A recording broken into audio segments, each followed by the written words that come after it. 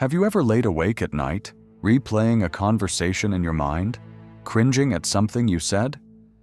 A promise you made too quickly, a secret you let slip, a thoughtless word that hurt someone you care about. A single sentence can undo a year of hard work. A single word can break a decade of trust. We live in a world that celebrates the loud, the quick retort, the confident opinion, the endless stream of content. We have been taught that to be powerful, we must have a voice, and we must use it often. But this is a profound and dangerous misunderstanding. The greatest masters of history, the Stoics, the samurai, the Zen monks, knew a secret that has been forgotten in our age of noise. They knew that true power is found not in what you say, but in what you don't say. They understood that words are like arrows. Once released, they can never be called back. There is an ancient system for mastering your words. It is not about learning clever phrases or becoming a better debater. It is about forging an unbreakable discipline of the tongue. It is known simply as the rule of silence. And when you understand its 3 laws, you will never speak the same way again. But this path is not for everyone. It requires you to silence the most demanding voice of all, your own ego. Before we enter the silence, I invite you to subscribe to the channel. And I ask you to consider a question in the comments. Have words ever cost you something important? Your honest answer may be the first step on this path. Now, let us begin. In the bustling capital of ancient Japan, there was a young man named Kenji. An apprentice to the emperor's most trusted advisor, Kenji was gifted not with a sword, but with a silver tongue. His mind was as sharp as a new blade, and his words could dance, persuade, and disarm. He could win any argument, charm any courtier, and talk his way out of any trouble. He believed his tongue was his greatest asset. In reality, it was his most dangerous enemy. His master, the old and wise Lord Ishikawa, recognized both the boy's talent and his fatal flaw. "Kenji," he would often say, "a river that flows too fast and too loud is shallow. It is the deep, quiet water that holds real power. You speak too much." Kenji would simply smile and reply with a clever proverb, believing his wit was proof of his wisdom. He filled every silence with a comment, every discussion with an opinion. He made promises to everyone to gain their favor, boasted of his master's plans to feel important, and offered sharp critiques to show off his intellect. He was admired for his cleverness, but he was not trusted. The moment of his undoing came during a tense negotiation with a formidable general from the northern provinces. An alliance was crucial. Lord Ishikawa spoke with careful, measured words, building a bridge of trust. The general was stern, a man of action who valued strength over rhetoric. During a pause in the negotiation, a silence hung in the air. Kenji, uncomfortable with the stillness, felt the need to fill it. He made a joke, a clever but slightly mocking comment about the general's provincial accent. The words left his mouth before he could stop them. The air in the room turned to ice. The general's face hardened. The trust that Lord Ishikawa had spent hours building was shattered in a single, thoughtless sentence. The alliance was lost. That night, Lord Ishikawa did not yell. His quiet disappointment was far worse. "Your words are like stones you throw in the dark," he said, his voice heavy with sorrow. "You have no idea what they will hit. I cannot have a man in my service who uses his greatest weapon so carelessly. You are dismissed." Shame was a bitter poison, Kenji. The boy who could talk his way out of anything had no words. He had lost everything because he could not control the very tool he thought made him powerful.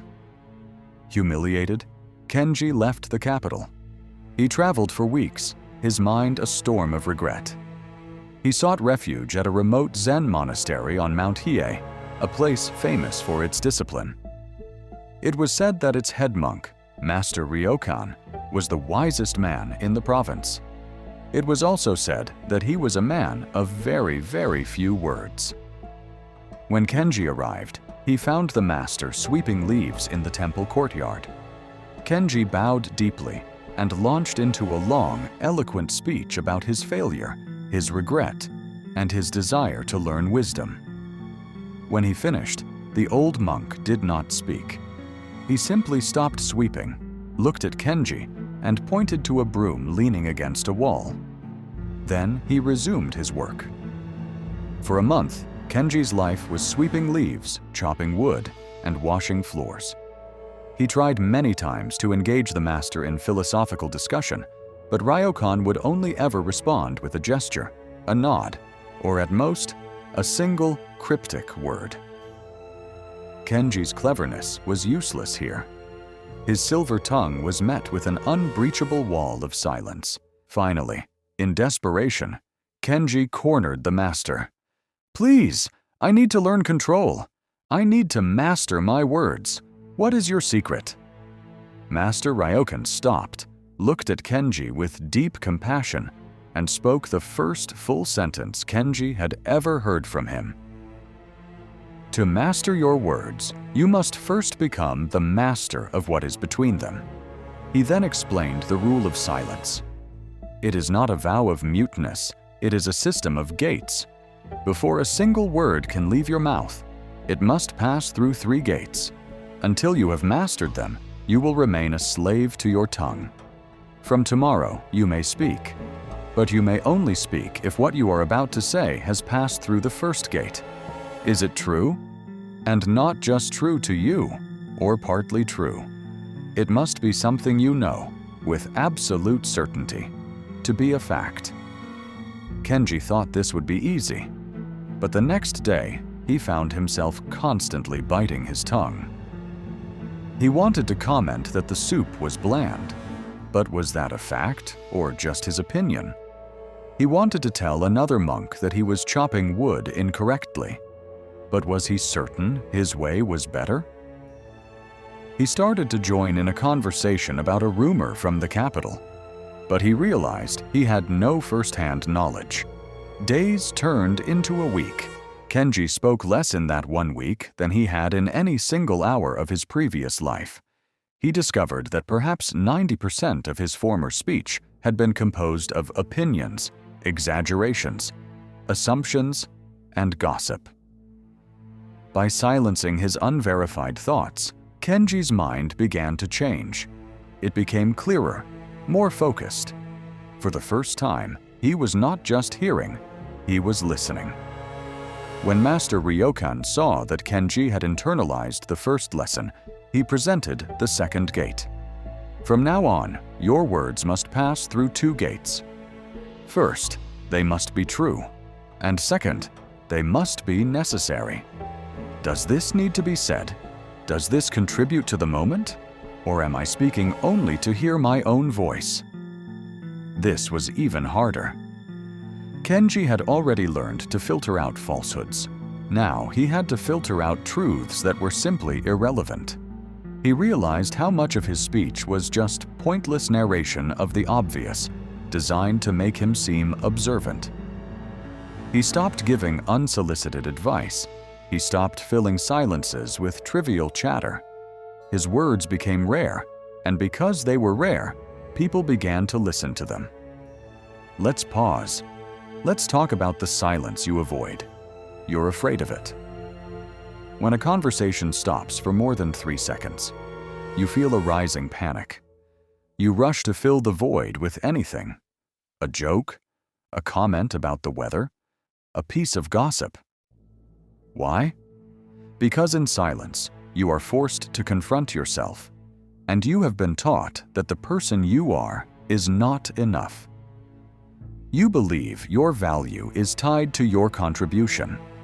You think your words are your most valuable contribution. You talk over people because you are afraid of being forgotten. You give unsolicited advice because you are desperate to prove your worth.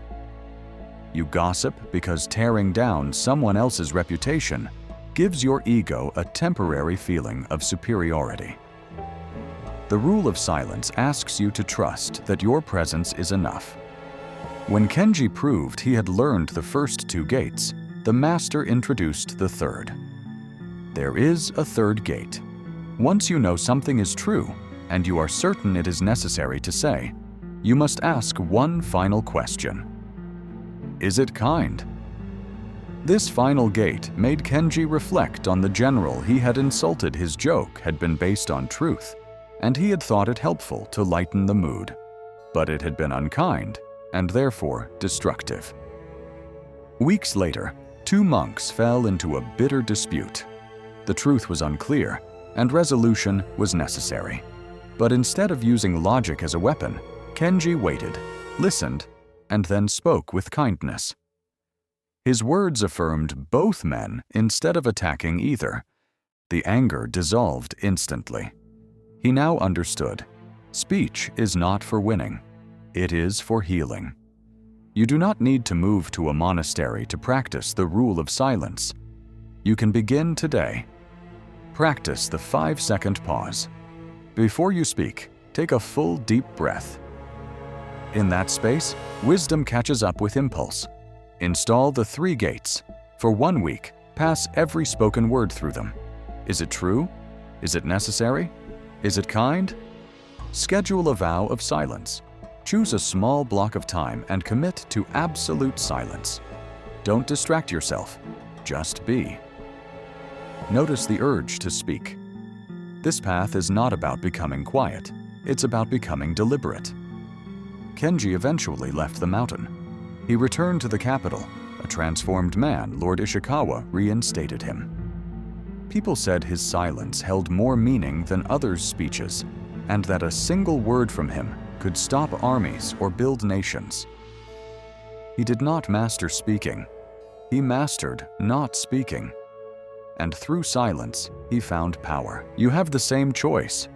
You can remain a slave to your tongue, or you can walk the path of the master. True confidence doesn't need to announce itself. True wisdom listens more than it speaks. True power knows when to say nothing at all. If this lesson has found you, subscribe to the channel. Your journey into the power of silence begins now. Thank you for watching.